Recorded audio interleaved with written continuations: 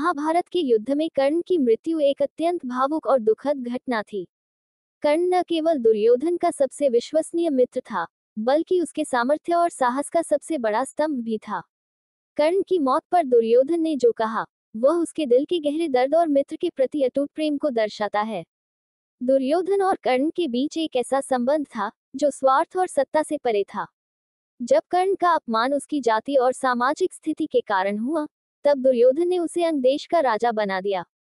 ये केवल एक राजनीतिक कदम नहीं था, बल्कि कर्ण के प्रति दुर्योधन के सम्मान और सच्ची मित्रता का प्रतीक था।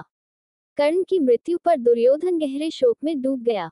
उसने कहा, आज मैंने न केवल अपना सबसे प्रिय मित्र खोया है, बल्कि वही योद्धा भी खो दिया है जो मेरे लिए हर विपत्ति से लड़ने को तैयार था।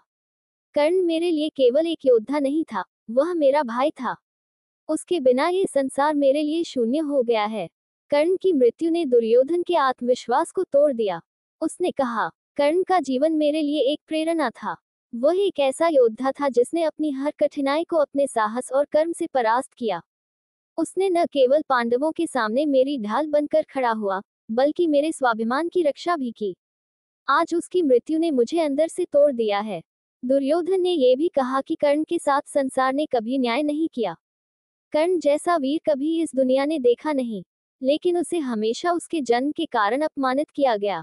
मैं कर्ण का मित्र बनकर गर्वित हूँ, क्योंकि उसने हर चुनौती को स्वीकार कर यह सिद्ध कर दिया कि जन्म से नहीं, कर्म से व्यक्ति महान बनता है।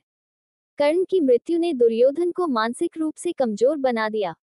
वह समझ गया था कि उसके सबसे बड़े योद्धा के बिना उसकी विजय असंभव है। ये घटना न केवल उसकी हार की शुरुआत थी, बल्कि उसकी मित्रता की सच्चाई और गहराई को भी उजागर करती है। दुर्योधन के ये शब्द कर्ण के प्रति उसकी सच्ची मित्रता और गहरे लगाव को दिखाते हैं।